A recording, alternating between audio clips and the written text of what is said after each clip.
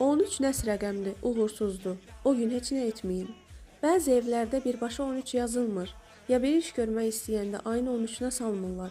Hətta bəzi liftlərdə 13-cü mərtəbəyə birbaşa basmırlar. 13 rəqəmindən qorxurlar. Heç maraqlanmısınız niyə? 13 Rəcəb İmam Əli əleyhissalamın dünyaya gəldiyi gündür. 13 Zilhəccə həcc əməllərinin tamamlandığı, zikr və dua ilə keçən günlərdir. Rəcəb ayının 13, 14 və 15-ci günləri Əyyamul Beyz adlanır. Bu gecələrdə xüsusi dualar, zikirlər var və duaların qəbul olduğu günlərdir.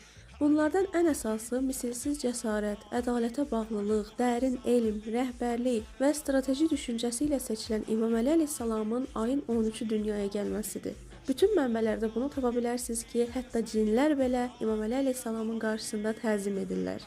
Nadə Əliyyən məshərəl əcaib, əcaibləri aşkara çıxaran Əli əleyhissalamı çağır. 13 rəqəminin uğursuz kimi tanınmasında sizcə kimlərin rolu var?